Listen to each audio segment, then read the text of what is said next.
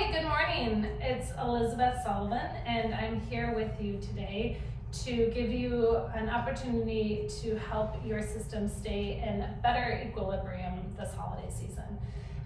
What can happen when we have so many invitations and rituals or routines or special occasions condensed in a short amount of time is we can find that we're constantly on the go.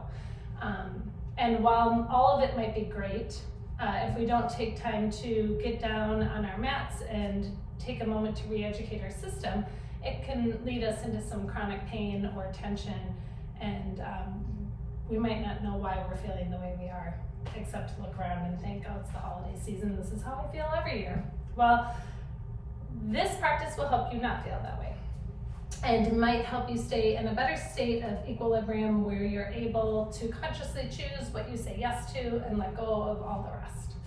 And it's called the back lift. It's a somatic neuromuscular re-education that Thomas Hanna brought forward. And it helps release that get up and go reflex that we need to live, but we just don't want to chronically hold. So that get up and go reflex is this.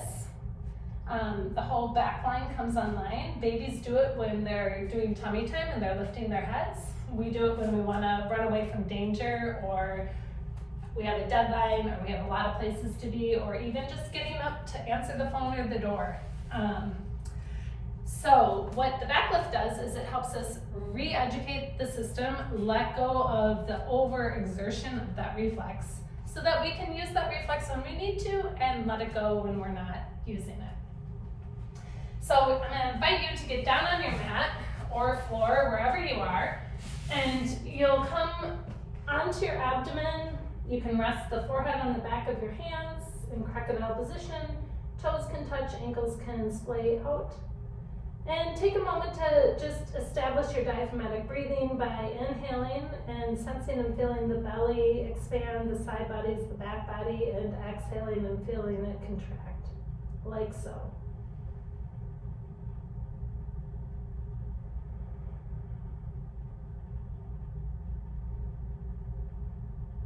And while you're doing the abdomen belly breath, essential breath, you can roll the forehead back and forth to sense and feel if there's a direction that your neck turns with more ease. My range of motion both sides this morning feels pretty good, so I'll turn so that you can see me and possibly hear me a little bit better. And you're going to let that other arm go long as you turn to look at the elbow of the side you're going to start with. The back lift starts with the upper quadrant, so you're going to just lift that elbow and sense and feel as you lift the elbow how the scapula glides toward the spine, and as you lower the elbow how the scapula glides away from the spine. And you can do that a few times to sense and feel in your system what that looks like and feels like. And then you're going to put some super glue between your hand and your temple, or hand and cheek, whatever's more comfortable for you. And as you do that, you're going to lift that upper body quadrant, sensing and feeling this all the way down into the core, that space between the navel and the L5-S1 of the spine, the lower back, lumbar sacral area. And then slowly lengthen and lower down. And as you do the upper part of the back lift, you might sense and feel that the opposite leg wants to come into the conversation. So the hand that's long can just gently tap the lower back, the glutes, down the line. You're really going to be activating from the core out. And on your next back lift pass, you'll put these two together. And you're just coming only as high as you stay pain-free, conscious and curious. Consciously contracting into the back line, get up and go reflex, and consciously lengthening out. Lowering down from the core to the peripheral. Rolling through even the cervical spine. Before returning to do this 2 or 3 more times, conscious and curious, not rote, because then you lose the benefits of neuromuscular re-education. So it might even just be a whisper. depending what's happening in your system, but you're really, notice how my ankles relax. I'm really doing this from the core out, and then I'm lowering back down, surrendering to the earth, lengthening, back line's becoming more supple and soft, more educated.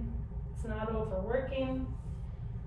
I'll take a moment to pause, sense and feel what the first diagonal has done as I breathe in my crocodile position. Noticing how the breath is showing up, if there's any change in temperatures or anything else.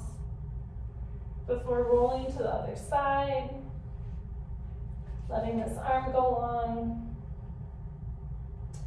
And the first side is taught the second side, so you can either break it down like we did on the first side, or you can put it all together, but know that sometimes we use our sides differently, so sometimes it's helpful information to repeat the steps, like lifting the elbow and sensing and feeling the arm to scapula to spine, and lowering that away. And then activating all the way down the line here as you put some super glue between the temple and the back of the hand, or the cheek and the back of the hand, to put this whole back lift together. Notice my ankles relax. This is really coming from the core. And then from the core all the way back down to the peripheral, we lower and release, lengthening all the backline extensor muscles. And you can even take it by bending the knee if you want to lower the load. If that's helpful in your system, it will also shorten the hamstring before letting that go on. Lengthening all the way back down. And then come back to your crocodile position after you've taken the inquiry on both sides. Sense and feel where those two cross diagonals have met. Notice the breath, the state of mind. And then after you've done that, coming back up into tabletop or a comfortably seated position, taking a moment of gratitude before you re-engage into your day. Thank you so much.